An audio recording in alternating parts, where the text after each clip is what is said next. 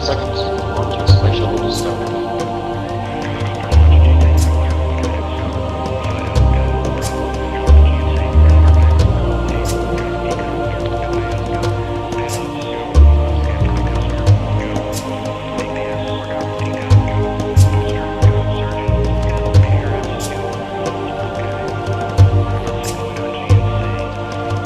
T-minus 60 seconds and counting.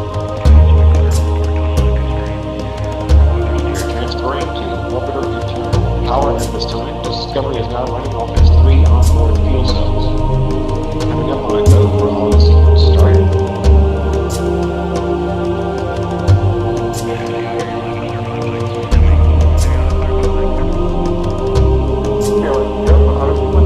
And we have a go for auto sequence start.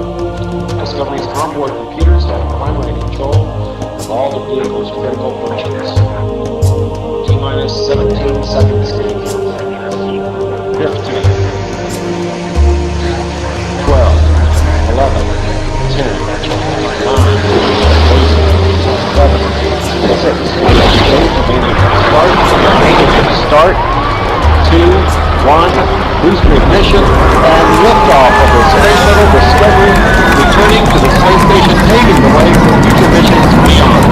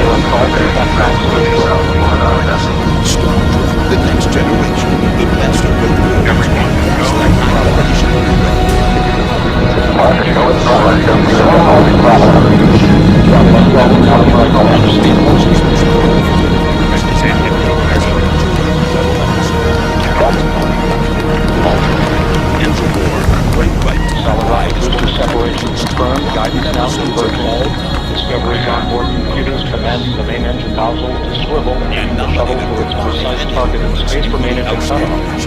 Especially the true effects. We're no longer just fighting for war.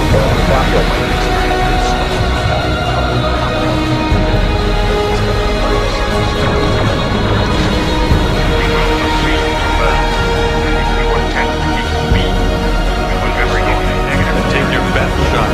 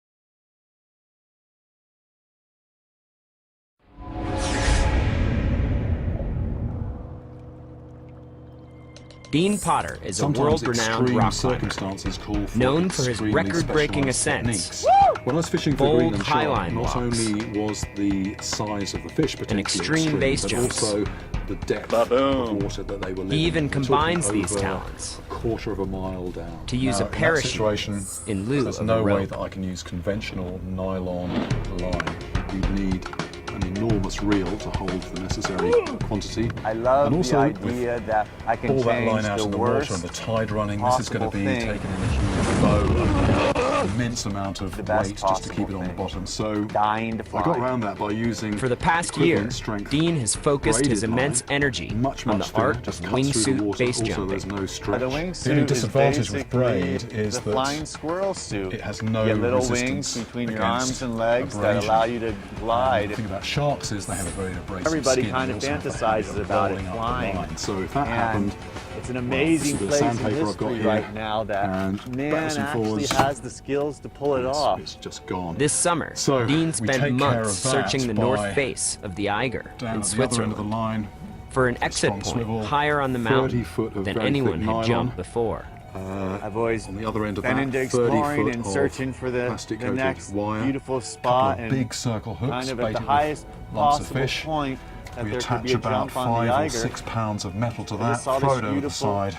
diving board there. It takes 5 minutes to I reach the love bottom. to find that magical spot.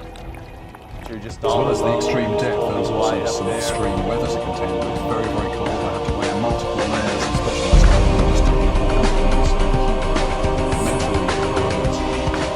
mentally. In August 2009, Dean Potter broke a world record, making the longest base jump ever achieved.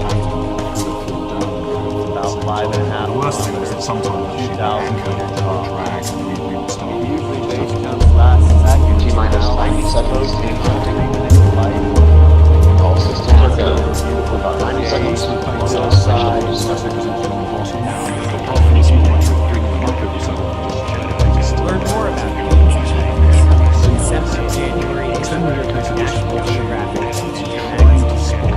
See all his exploits in the new series, Nat Geo Adventure. First series. As soon as you suspect that it is a fish, the first thing is for me to T-minus 60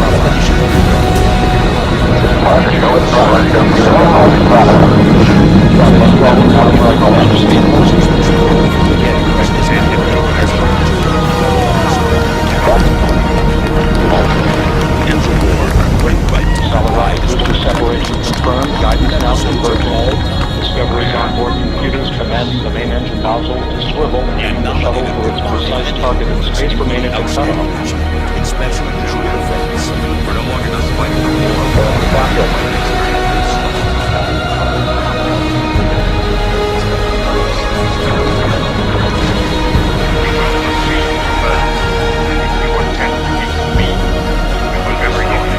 Take your best shot.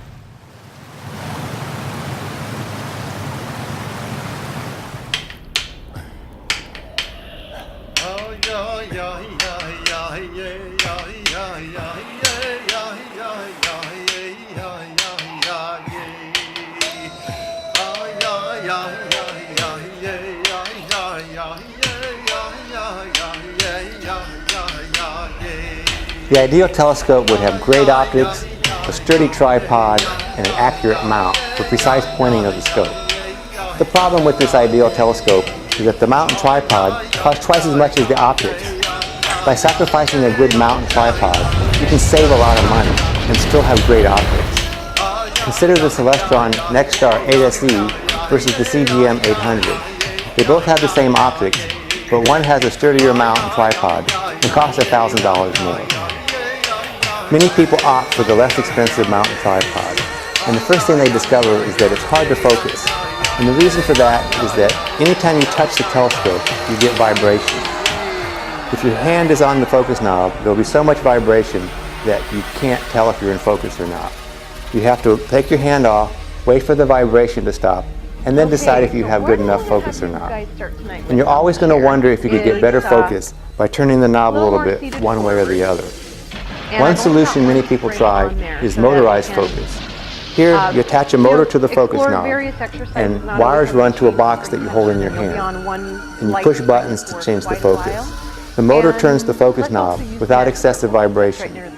This should allow you to get focus about as good as you would with the sturdier mount, which allows you to focus using your own fingers.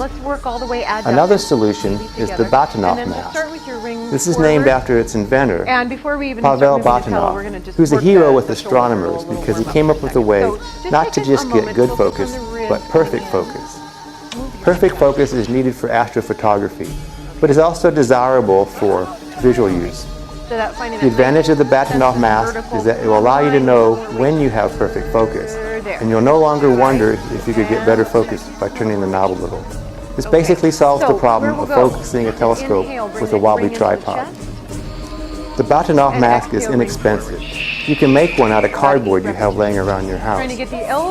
In the video description, I'll provide links to where you can buy a plastic one like this. To focus your telescope with a Batonov mask, you have to point your telescope at a star. You can't use a planet or the moon. And the star can't be the sun, so it won't work in the daytime. You focus your telescope as best you can without the mask, and then you hang the mask on the front of the telescope like this. If you are pretty close to being in focus, you will see something that looks like this. As you turn the focus knob, the center streak will move relative to the other two streaks. When the center streak goes right through the middle of the X formed by the other two streaks, you have perfect focus. Now you can remove the mask and point your scope at the moon. Of course, this animation was made without showing the vibrations. In reality, you will see something like this. You have the same problem as before, except with the mask, you can know when you have perfect focus, and that means that you're done.